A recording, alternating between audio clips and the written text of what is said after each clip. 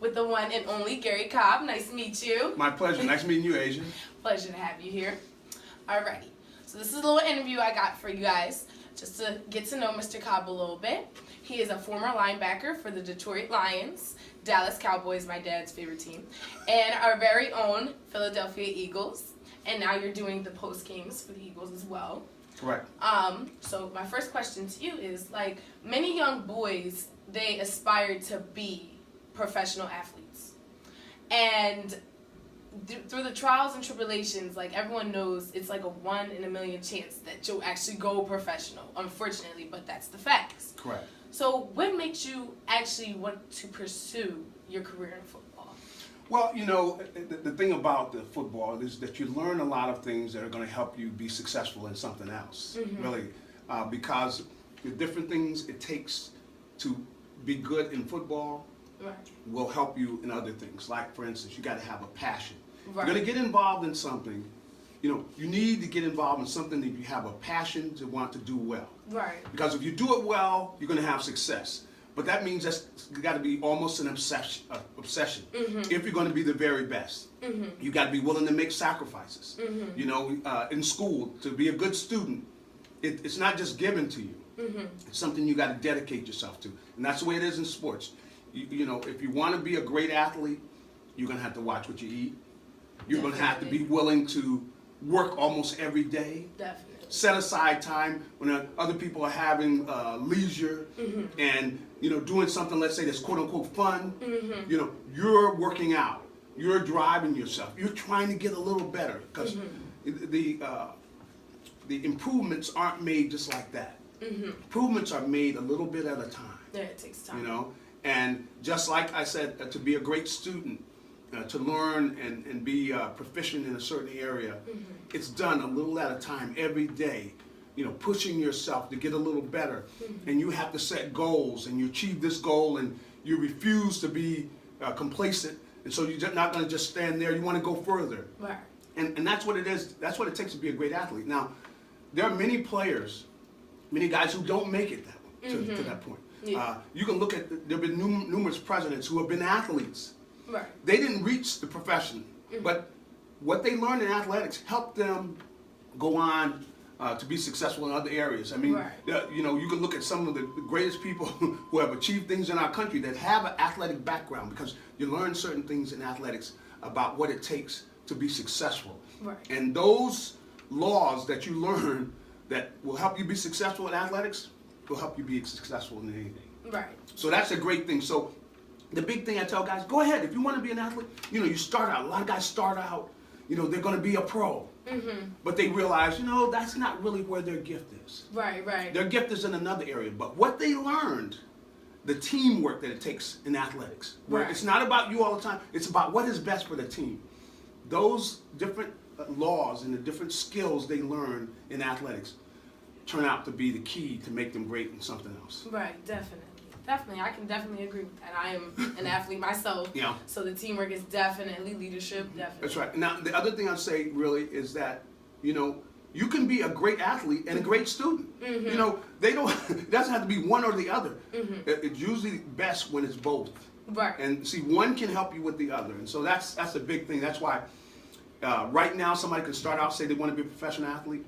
They might not get there, but they'll get somewhere else, and they'll be great at what they do. Definitely. And who would you say was your #1 supporter throughout everything? Everything you just told me, all the lessons you learned, everything.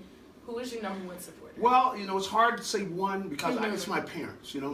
My mom and my dad, they were a great team, and they're still a great team. The thing is, because my dad is the pusher. He is the motivator, you know, and he spent time in the Army, so he would wake us up with, hey, let's go get them, you know, let's be aggressive, you know, let's do our best, you know, up and at them, you know, and so you need some of that. You need to have drive, and you need to have somebody that push you a little further, you know, to let you know what, you can do better than that, you know, so you need that, but at the same time, my mom is there to tell you, you know what, I love you. You know, I'm there for you. You know, you're a great young man. You know, you're going to do great things, and I believe in you. You know, and those two together, see, and with my dad doing the pushing, my mom doing the encouraging. She's the encourager. My dad was, you can be the best.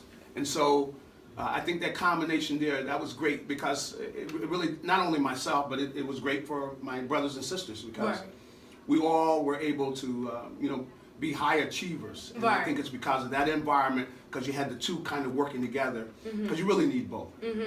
Definitely. I definitely agree. Parents are the best resource for the support. I definitely agree. So, football players. Everyone sees you guys as the celebrities, as famous.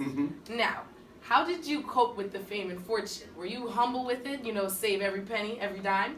Or were you a little egotistic at times and spend it on materialistic things? Well, I think, when I was younger, I definitely probably spent more, and we weren't making the kind of money that they make now. Right. But really, honestly, I really didn't have a lot of time to really be quote unquote materialistic because I had a family. Me and my wife, we got married in college. Okay, nice. So going into our senior year, so we were together, and boom, we had our daughter, our oldest daughter, Allie. So we were thinking more of, we want to build, we want to do things as a family, and we want to, buy a house and have a comfortable lifestyle, So it wasn't where I was just out spending and spending. I never really got to that. And like I said, we did not make the kind of money they're making now. I can think my first contract was for $30,000. Really? Yes. Oh, wow. Now, of course, that was in 1979. Right. But it was $30,000, and it probably now, maybe you're talking about $100,000 or so. Right. So it wasn't huge dollars. So we had to work during the off season. Okay. So that tells you right there. These guys now, if you're making $8 million, you don't need to work during the off season. But I will say that was good for me though, because that was preparing me for my postseason career. Okay. My career after football. Okay. Because I started getting into media. Okay. During the off season, I would do some things for some of the radio stations and TV stations, and was really kind of preparing myself for my career after football. And so that wasn't all that bad, but I think it helped me though in that we really weren't able to go out and splurge like the guys can now. Yeah. We couldn't do that. I worked for, I remember, Willard Rouse and Associates, which is a big real estate firm here in the area. I worked for them during the off season. Right. And I worked for some other, as I said, some of the media, CBS, and with doing some things for Fox, and I work for Fox now. Right. And I really work for CBS Radio now as well. So. Right. So, that opened some doors, because the big thing with anything that you decide to do, really career-wise, the key is relationships. Right. When you meet people, you develop the relationship. And I really see, I work for the NFL now as well. One of the things I do for the NFL is I help players that are playing currently, they get them in a position where they can make a smooth transition out of football into another career. Right. The big key is relationships. When you meet people, you give them a call and say, hey, it was nice meeting you. And you can talk about some of the things maybe that you learned from them, or some things you might anticipate in the future that would be beneficial for both, and you might have an interest in a certain area. Remember that relationship, develop that relationship. You let people know you appreciate when somebody does something for you. Let them know you appreciate it at whatever level, regardless of how big it was, because those relationships are going to be the key, going forward, the relationships. If you can call somebody that let's say works for a certain company, you have a relationship with that company. Right. So you nurture those relationships, because they are the key. Definitely. Networking. Snyder always tells us about networking, guys. Remember that. Yeah, it's all about the people. Right. You look at the big company, you say, oh, man, look at that big company. Right. There are people running that company. Right. And see, when you connect with those people, you've connected with that company. Definitely. And you were talking about your transition. Yes. Which you do for the other players and everything, transitioning from football to whatever career. Correct. How did you transition from football to broadcasting? Such a big difference, because football players, they're not talking under their helmets, Yes. And if they do, it's about plays. Correct. Correct. How did you transition to that? Well, you know, when I was playing for the Eagles, I got to know some of the guys in the media, and they said, you know, Cobb, you could be a media guy. Right, because right. you can talk, and you don't mind talking, even when it's a tough subject. Because a lot of times they would come to me if something bad happened, we just lost. A lot of the guys don't want to talk. Right, right. I would talk about, you know what? We need to do this better, or we need to do that better, and you know, I got to give the other team credit for this or that. You know, I would talk about it. You know, hey, it's obvious. Right. You know, but some guys, you know, after the loss, they didn't want to talk, so they knew they could always talk to me. So, boom, I was establishing relationships. Some of those people, a number of those guys, they were the ones that hired me. Okay, wow. Wow. You know, but I didn't know that. But the guys that were coming in to interview us after the game were the guys that hired me. And I still have a relationship with those guys, even to this point now, you know, the different people that came in. Nice. That were interviewing me after the game. But that's really, they were the ones that really let me know that I need to consider being in the media. Because they would tell me, you know, you're really good. You come across well, you know. Right. You're well spoken. So after I finished, I remember Ron Jaworski, he had a show on the radio, and he couldn't do it one week. So he said, hey, Cobb, would you be interested in sitting in for me? Well, I said, you know, yeah, I'll do it. So I sat in for him, and then the program manager for the station said, hey, would you be interested in sitting in, maybe doing something on the weekend? I said, okay, I'll do something on the weekend. So they said, well, would you be interested in doing something during the week? Okay. Oh, would you be interested in doing this full time? Right, right. So went one after another, and boom, before you know it, I got a radio show. And then after that, next you know, I'm on television. And you know, the key though is that I took advantage of the opportunity. You know, times you have to step out. Right. You know, you can't be afraid. You know, you can't let fear, you know, cower you where you're sitting here and you're going, well, I never did that before. So what? Everybody's got to start somewhere. Right. You start out, you step out, you know, and you know, I'm a Christian, and I know, you know, different things I learned from the Lord, and the Lord wants us to step out. He's not going to do things for you. He's going to do things in partnership with you. So when you step out, you have that courage to step out.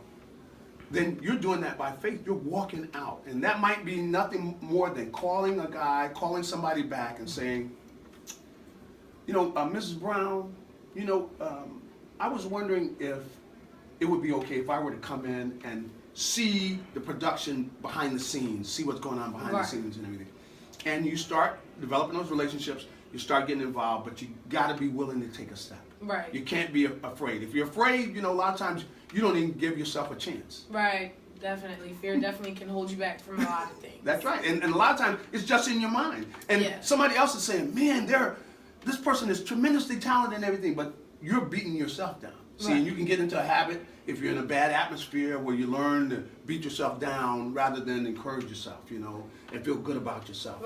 And be thankful, you know, for yourself. Now, I can tell you, you're a beautiful young lady. Thank you. You know, a beautiful smile and those type of things, you know, and you got a radiance, you know, that comes through on camera. You know, and when you feel good about yourself and you come in and get a good smile in the morning, it makes everybody else feel good too. Right, definitely. Spreading everything. That's right, and it comes across. And see, that's something you got going for you right away. The time you would go in and meet with with someone that was going to make some decisions about that type of thing. Okay, definitely. And I did my research and everything, and I found out that you went to the University of Southern California. Correct. Where the people are beautiful, where it never rains. It is beautiful. It's a beautiful environment. In fact, when I went out there, I grew up in Connecticut, and so when I flew out there, it was snowing back here, and of course the sun was shining and everything. And I told my dad, you know, I think I found the place. Right, paradise. Paradise, that's right.